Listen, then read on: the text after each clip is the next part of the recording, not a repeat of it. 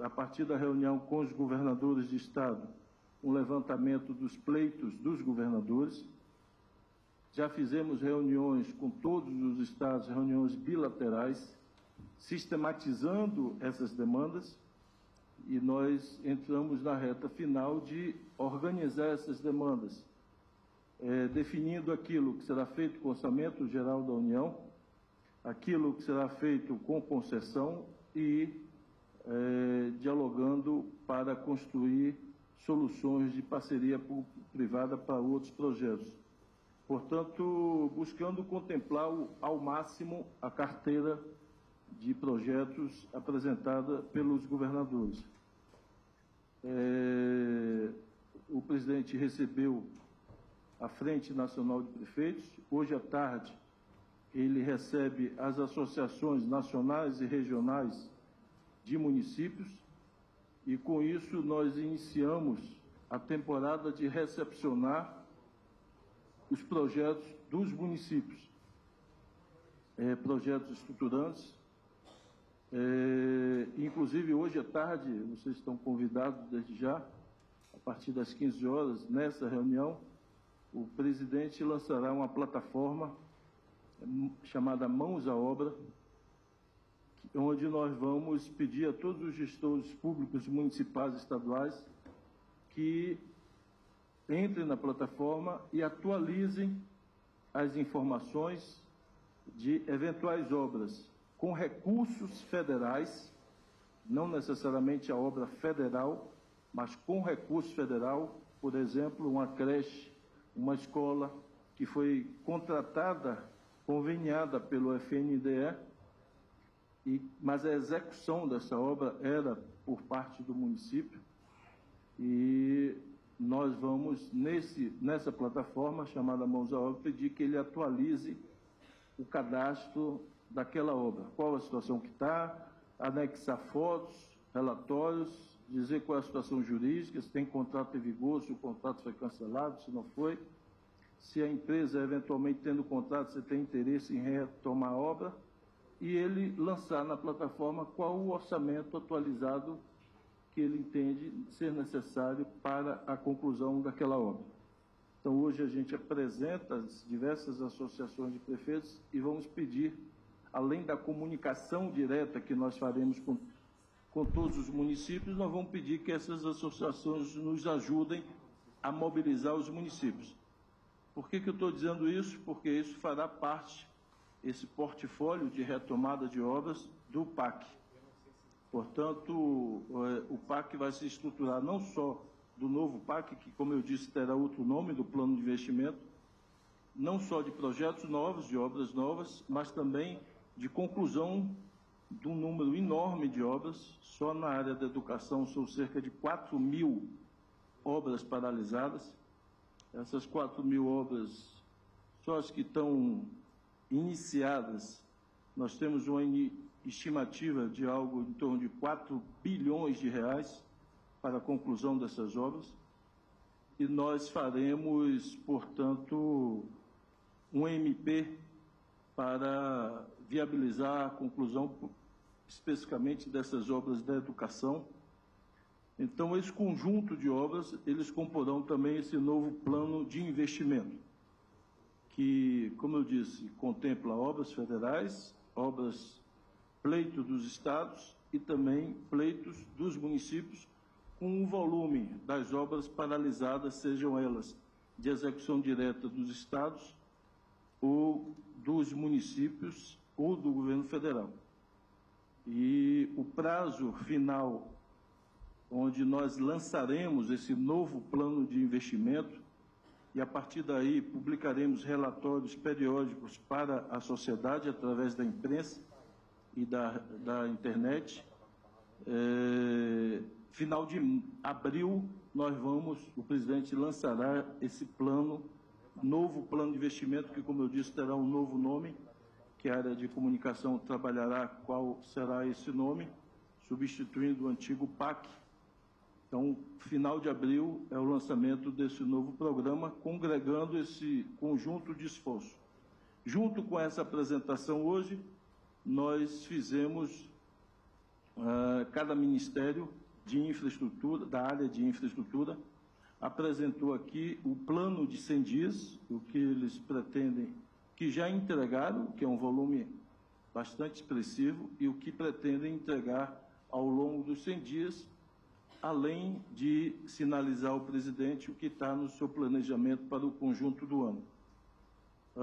Nós faremos, na próxima terça-feira, a reunião dos ministérios da área social, incluindo aí saúde, educação, MDS e outros ministérios, e em seguida, também na próxima semana, será a vez do Ministério da área produtiva, MDA, Ministério da Agricultura, Ministério da Indústria, Comércio, enfim. Então, portanto, separamos em 3 grandes grupos para facilitar, portanto, esse diálogo e esse trabalho liderado, conduzido pessoalmente pelo presidente da República, em substituição, nesta etapa, aquela reunião com todos os ministérios, portanto, para permitir uma aproximação maior e mais detalhada do presidente para os projetos apresentados pelos ministérios. Então, foi uma reunião bastante produtiva. O presidente finalizou a reunião dizendo que se sentia orgulhoso pelo trabalho realizado até aqui pelos ministérios e pelo que foi apresentado pelos ministros, e a expectativa que ele tem e que ele já anunciou aos ministros é que ele deseja iniciar um ritmo mais forte, mais acelerado de viagens pelo Brasil. Então, ele ainda fará viagens ao Brasil antes da ida à China, mas depois do retorno da China, ele sinalizou aos ministros que pretende ficar em Brasília apenas 2 dias. E brincou dizendo que gostaria que talvez esses 2 dias sejam sábado e domingo, e os outros ele quer viajar percorrendo o país. Mas isso dá um aceno muito claro do entusiasmo, da energia do presidente e da vontade que ele tem de começar a fazer entregas e início de obras importantes. Então, chama a atenção, e eu faço questão de registrar aqui, e impressiona a todos a absoluta falta de obras iniciadas nesses últimos 4, 5 anos. É impressionante como nada foi iniciado de obras nesse país de forma representativa. E aquelas obras que tinham sido iniciadas lá no governo de Dilma, boa parte dessas obras paralisadas, ou quase a totalidade, se refere a esse período ainda. Quando nós falamos de 4.000 obras de educação, quase 100% delas foram iniciadas lá atrás, 2014, 2015 ou 2016, e ficaram inconclusas. Então, nós deveremos, como eu disse, ter medidas legais, através da edição de MPs, que permitam a rápida recomeço dessas obras. Um dos elementos que inibe a retomada dessas obras é a desatualização do valor contratado à época do valor atual da escola ou da creche. Então, houve, inclusive a pandemia acentuou uma inflação mais destacada, mais acentuada do preço da construção civil, o que defasou muito os preços.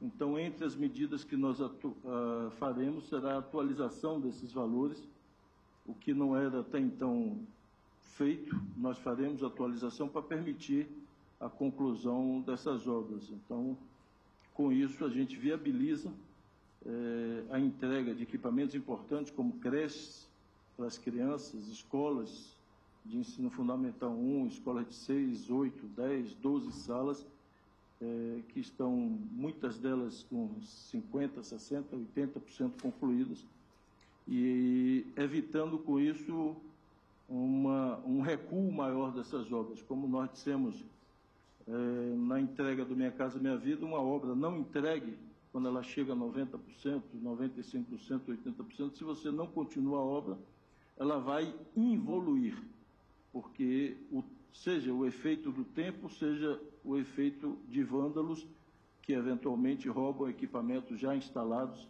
e você tem que repor, portanto, há uma involução dessas obras, e nós faremos um esforço grande para que a grande maior parte dessas obras sejam concluídas até o final deste ano. Só na área da habitação nós tínhamos quase 180 mil unidades que não haviam sido entregues, quase a totalidade delas contratadas ainda no final de governo da Dilma, 2014, 15 e 16. Então, a reunião foi isso. A próxima terça é a reunião dos ministérios da área social, que terá o mesmo formato, onde os ministérios vão apresentar também o plano de 100 dias e nós vamos apresentar o novo plano de investimento, que contará, inclusive, com investimentos também na área social, compondo esse plano de investimento, tanto na saúde como na educação, ou nas áreas produtivas também, que será a reunião em seguida. Então, esse é o foco da reunião, e, com isso, o presidente busca acelerar as ações, dar ritmo às entregas, e ele pede que os ministros, portanto, e a orientação, busquem reduzir custeio dos seus ministérios, e garantindo que todos os ministros que conseguirem garantir custeio, essa redução de custeio será os valores correspondentes utilizados para alavancar os investimentos nas próprias pastas dos ministérios. Com isso, o que nós queremos é melhorar a qualidade do gasto público, reduzindo o custeio e aumentando o investimento, porque o investimento é que gera emprego, melhora as condições de infraestrutura, as condições sociais, de educação, de saúde. Então, a orientação é focar, sempre que possível, na redução de custeio, se necessário for, em relicitar contratos, na medida que tem a expectativa de que as novas licitações possam reduzir preços de custeio, e, com isso, liberar recursos para a construção de investimentos.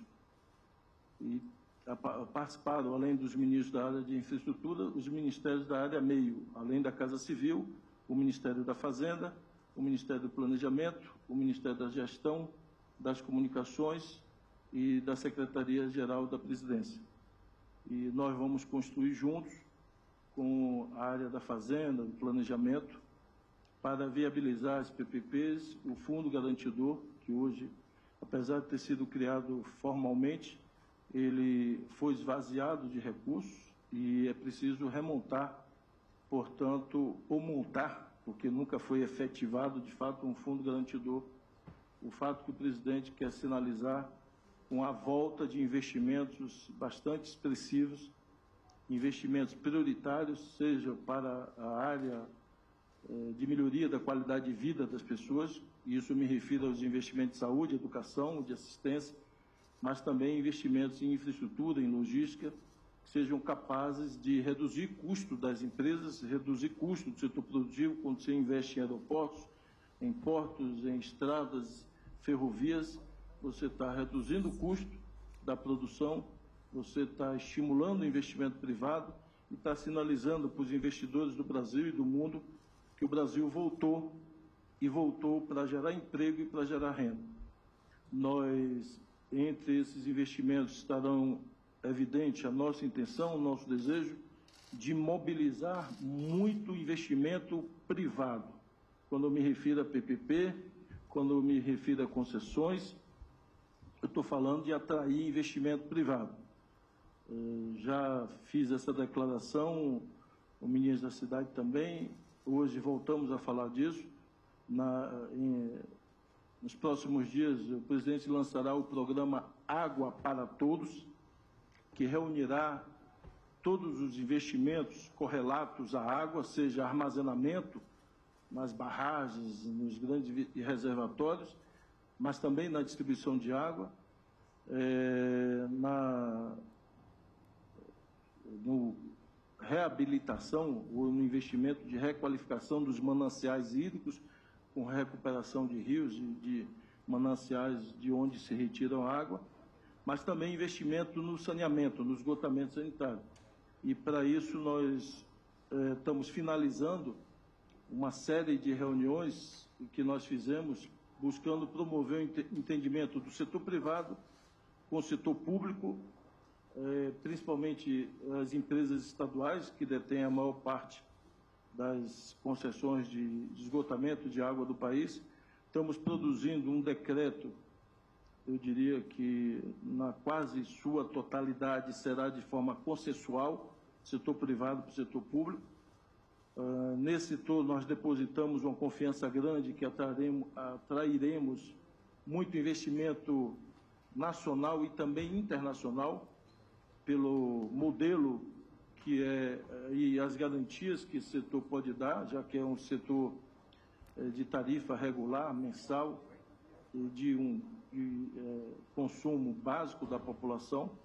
Então, nós queremos atrair e entendemos que esse novo regulamento é necessário porque, de forma equivocada, a sucessão de decretos editados no governo passado, ele, ao invés de estimular, de abrir o leque de oportunidades e de modelos, ele restringiu basicamente a um modelo, que era a alienação total das empresas ou do serviço.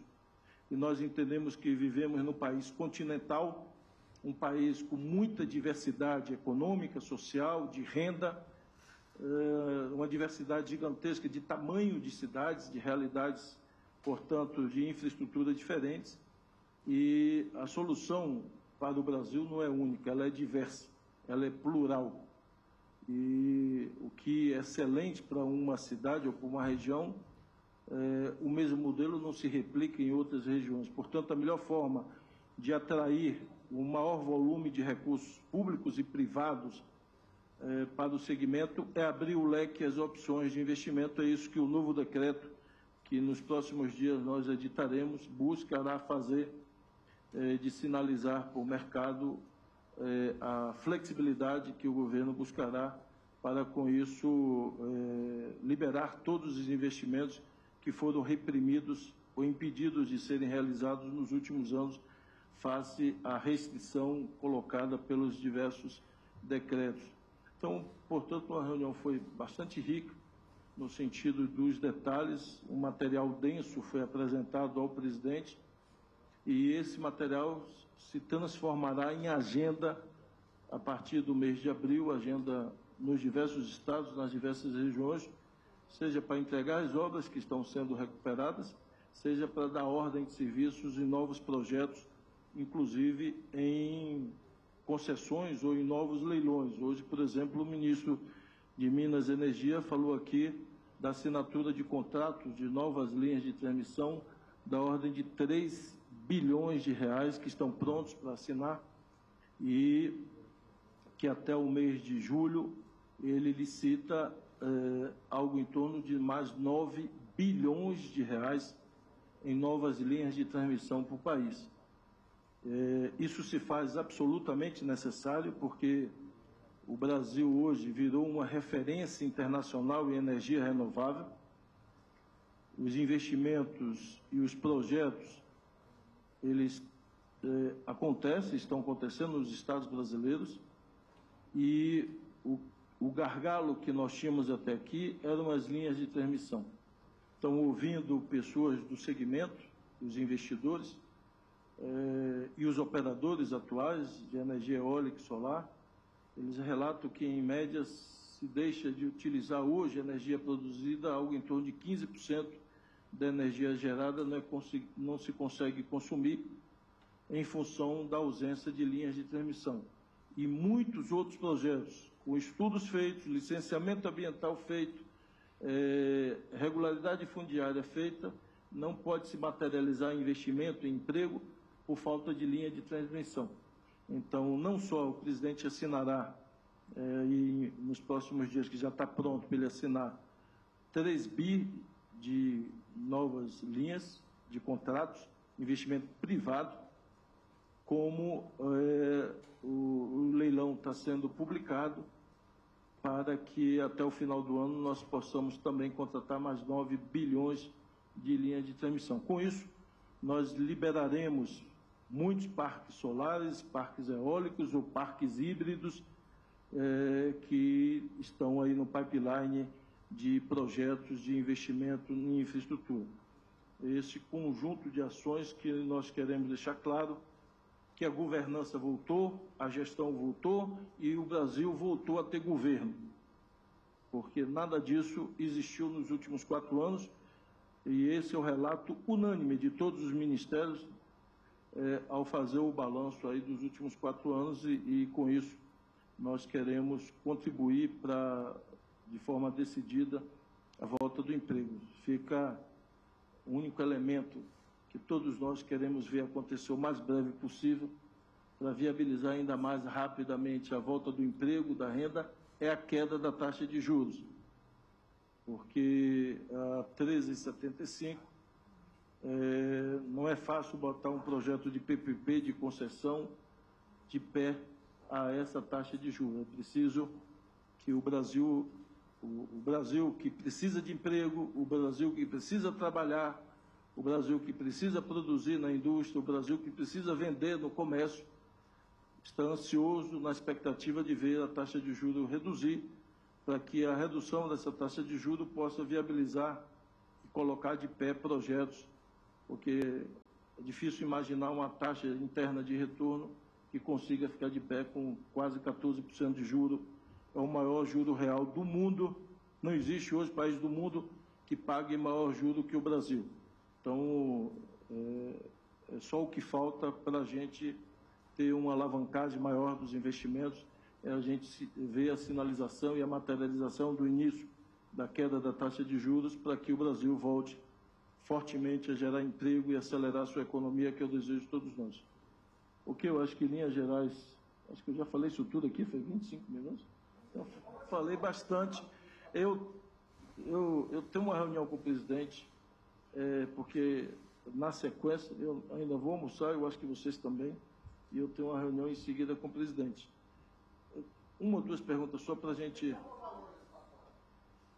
Como eu disse, nós hoje apresentamos o cronograma e nós vamos anunciá-lo nos últimos dias do mês de abril. Então, nós vamos reunir esse conjunto de investimentos que vai ser colocado nesse conjunto, nesse plano de investimento, inclusive os investimentos que serão financiados, porque nós queremos retomar a aplicação, por exemplo, de fundos regionais, como do Banco do Nordeste, para que eles possam alavancar projetos privados e projetos dos estados, ou outros fundos existentes no Brasil. Então, será colocado dentro desse planejamento não só aquilo que será a execução direta nossa, mas aquilo que o governo federal, através das áreas de fomento, das agências de fomento dos bancos, possam e entendam como projetos que ficam de pé, que têm início, meio e fim, eles possam ser viabilizados através de financiamento federal. Então, isso será incluído nesse pacote, porque nós queremos, portanto, do ponto de vista do impacto no emprego, na renda e na melhoria da logística e da infraestrutura do país, estimular que esses investimentos sejam conduzidos, portanto, para essas áreas, repito, que poderão e irão alavancar novos investimentos. O plano, por exemplo, de acelerar as ferrovias, eles não têm dúvida, quando você pega a Norte-Sul, que nós concluímos, falta um trecho ali no Centro-Oeste, para você ligar lá o porto lá no norte ao Porto de Santos. Quando você concluir a FIOL, que pega da região de Ilhéus, integrando com a região Centro-Oeste, você abre para todo o agronegócio brasileiro as opções de exportação por portos diferentes a um custo muito mais baixo do que eles têm hoje. Isso significa reduzir custos de produção, significa abrir áreas que hoje muitos empresários estruturam projetos de irrigação, mas como o volume produtivo é muito grande, eles não ficam de pé a um custo de transporte em caminhões. À medida que se viabiliza esses portos, viabiliza a ferrovia, ele ele é indutor de um volume ainda muito maior do que o dinheiro que nós estamos botando nessas ferrovias, nesses portos e nessas infraestruturas logísticas. Nossa crença é que isso será capaz de arrastar um investimento privado muito expressivo, inclusive no agronegócio, porque um dos elementos inibidores do aumento de volume do agronegócio é a logística, porque isso impõe custos maiores ao setor e, portanto, isso inibe projetos que precisam. Quanto maior o volume de um projeto, mais ele precisa para ficar de pé de uma logística adequada. E, portanto, com isso nós estamos liberando grandes projetos, muitos deles de investidores internacionais que já se anteciparam, fizeram licenciamento, muitos deles fizeram aquisição ou parceria para ter áreas produtivas, já desenvolveram projetos executivos, mas que o elemento que falta é ter uma infraestrutura adequada para que o projeto fique de pé, e com isso a gente acredita e vai trabalhar para que esse conjunto de obras, que muitas delas foram iniciadas ainda no governo de Lula ou no governo de Dilma, elas possam ser concluídas e a gente oferecer ao setor privado um país com condições logísticas mais adequadas de atrair investimentos, tanto nacional como internacional. Ministro, o que o presidente está achando dessa questão das joias? Olha, eu queria... Primeiro, eu não ia responder, mas eu abri duas sobre essa temática aqui do que foi a agenda do plano de investimento. As outras temáticas, aí em outro momento, aí o ministro Pimenta ou o ministro Flávio Dino, que para essa pergunta é o ministro mais apropriado para poder falar, porque todos os documentos e ações relativas a esse caso, nós já fomos demandados pelo Ministério da Justiça e tudo que tinha aqui foi repassado e, portanto, está agora sob a condução do Ministério da Justiça. O presidente não irá fazer declaração sobre isso, eu também não, e ninguém aqui do Ministério falará sobre isso, aqui do Palácio. Isso ficará a cargo dos órgãos de investigação do Ministério Federal, da Polícia Federal e do Ministério da Justiça. A Casa Civil avalia atualizar o critério de disciplina do assento privado de presidência e essa troca de presidente na recomendação que aconteceu em 2016. Olha, de novo, essa temática nós não vamos tratar aqui, porque se entrar por ela eu vou ficar só dela. Sim, a última.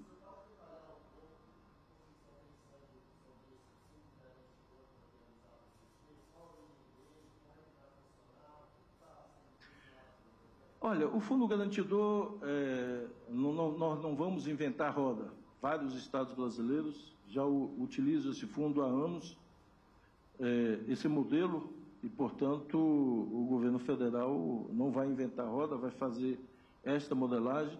Nós temos hoje vários fundos onde possuem recursos que estão estacionados ou paralisados durante anos. Por exemplo, tem um fundo do desenvolvimento da aviação regional, tem um fundo da Marinha Mercante, tem vários outros fundos que ao longo de anos eles não conseguiram se materializar. Então nós vamos ainda sentar com a Fazenda para discutir tecnicamente qual o formato e de onde vêm esses recursos, mas como eu disse, ele é fundo garantidor, ele não significa ter desembolso no curto prazo.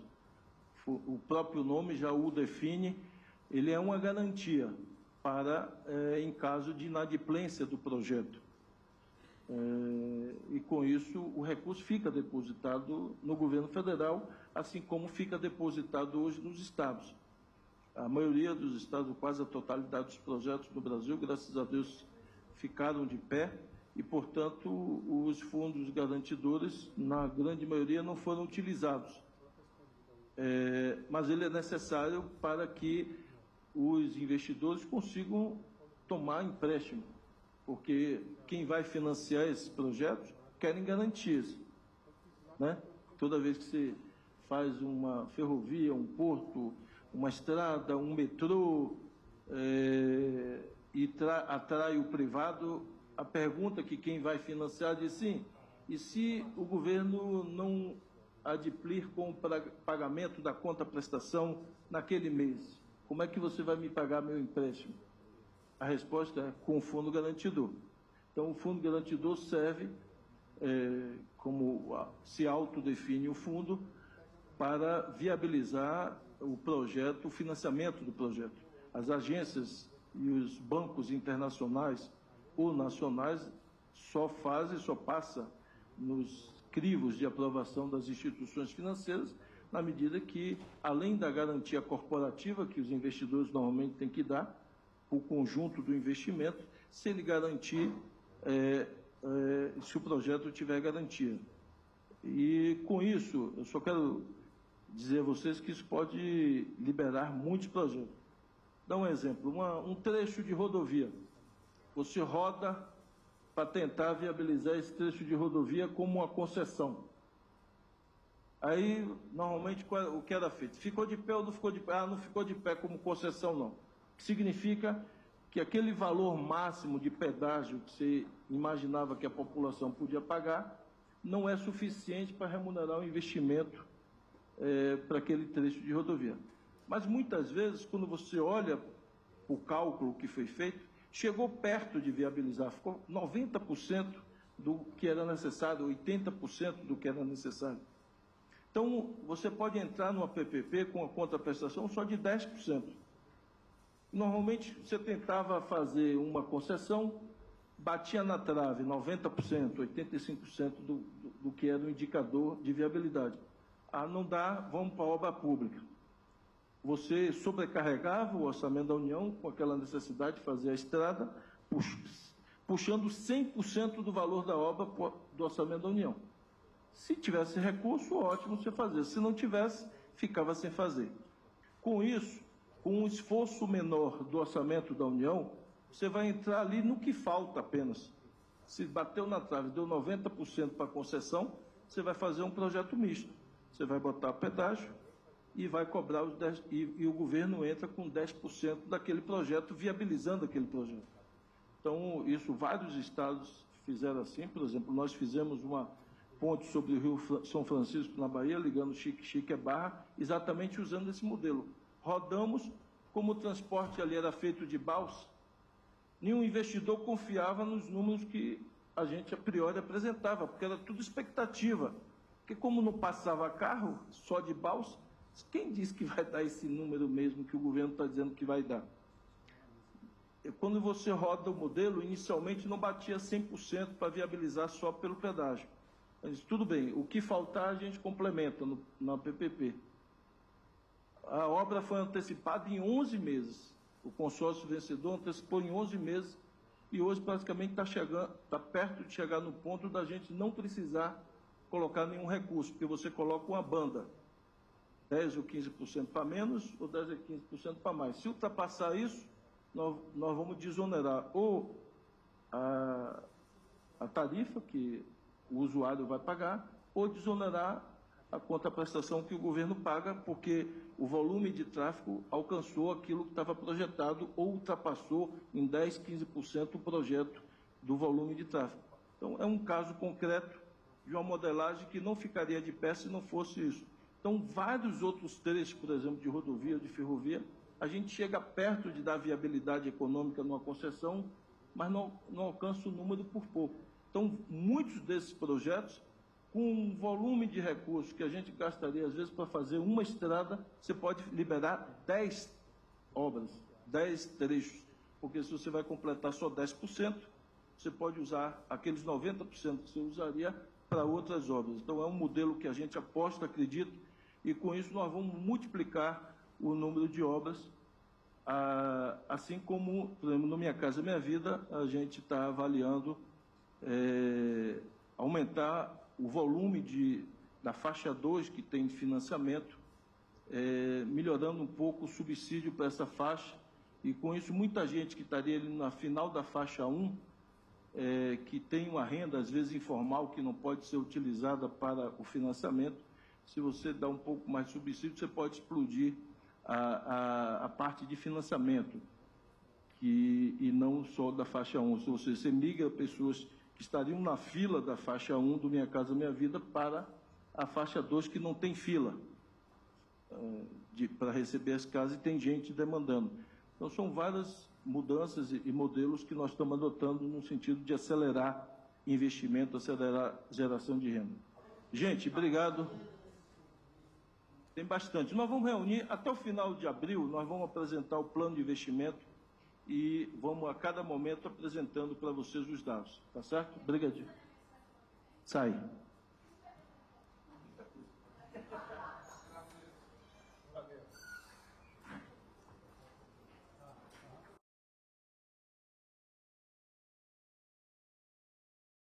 Bom dia.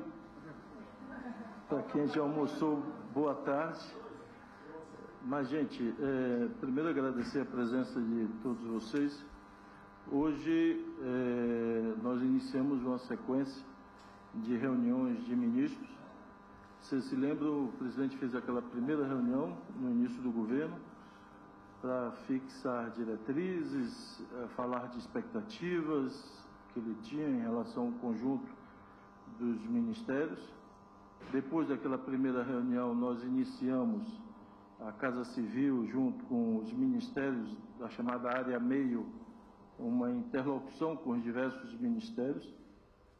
E nesse período, cada ministério foi fazer seu dever de casa, seu planejamento, seu plano de 100 dias e também seu planejamento para o ano e para os próximos anos. E hoje nós iniciamos com a área da infraestrutura, a retomada desse planejamento que cada ministério fez. Então, na área da infraestrutura, hoje nós iniciamos a reunião apresentando as diretrizes, o cronograma da estruturação do novo plano de investimentos do governo federal. O nome será definido, o presidente quer um novo nome, não PAC, nem será novo PAC, terá um novo nome. Então, esse plano de investimento, ele vai reunir os investimentos diretos federais, de orçamento público da União, os investimentos através de concessões do governo federal, e nós vamos iniciar o que estados e municípios, especialmente os estados, já fazem há alguns anos, projetos de PPP. Apesar de estar regulamentado, apesar de ter sido criado o fundo lá atrás, quando se criou a lei, o governo federal nunca materializou esta ferramenta. E nós vamos utilizar o instrumento de PPP para alavancar investimentos em infraestrutura no país. E um dos pilares do novo plano de investimento, além das concessões, além da obra pública, nós teremos projetos de PPPs com a participação do governo federal, seja uma PPP direta do governo federal, em estrada federal, em aeroporto, em porto, enfim, mas também em parceria com estados e municípios. Então, o governo federal, que até hoje não fez nenhum projeto PPP, ele passará a realizar projetos de infraestrutura utilizando essa ferramenta que está muito consolidada no Brasil e que tem, na maioria dos casos, resultados extremamente positivos. Nós finalizamos, a partir da reunião com os governadores de estado, um levantamento dos pleitos dos governadores. Já fizemos reuniões com todos os estados, reuniões bilaterais, sistematizando essas demandas, e nós entramos na reta final de organizar essas demandas, definindo aquilo que será feito com o Orçamento Geral da União, aquilo que será feito com concessão e dialogando para construir soluções de parceria público-privada para outros projetos. Portanto, buscando contemplar ao máximo a carteira de projetos apresentada pelos governadores. O presidente recebeu a Frente Nacional de Prefeitos. Hoje à tarde, ele recebe as associações nacionais e regionais de municípios, e com isso nós iniciamos a temporada de recepcionar os projetos dos municípios, projetos estruturantes, Inclusive, hoje à tarde, vocês estão convidados desde já, a partir das 15 horas, nessa reunião, o presidente lançará uma plataforma chamada Mãos à Obra, onde nós vamos pedir a todos os gestores públicos, municipais e estaduais que entrem na plataforma e atualizem as informações de eventuais obras com recursos federais, não necessariamente a obra federal, mas com recurso federal, por exemplo, uma creche, uma escola que foi contratada, conveniada pelo FNDE, mas a execução dessa obra era por parte do município, e nós vamos, nessa plataforma chamada Mãos à Obra, pedir que ele atualize o cadastro daquela obra, qual a situação que está, anexar fotos, relatórios, dizer qual é a situação jurídica, se tem contrato em vigor, se o contrato foi cancelado, se não foi, se a empresa, eventualmente tendo contrato, se tem interesse em retomar a obra, e ele lançar na plataforma qual o orçamento atualizado que ele entende ser necessário para a conclusão daquela obra. Então, hoje a gente apresenta as diversas associações de prefeitos e vamos pedir, além da comunicação direta que nós faremos com todos os municípios, nós vamos pedir que essas associações nos ajudem a mobilizar os municípios. Por que eu estou dizendo isso? Porque isso fará parte, esse portfólio de retomada de obras, do PAC.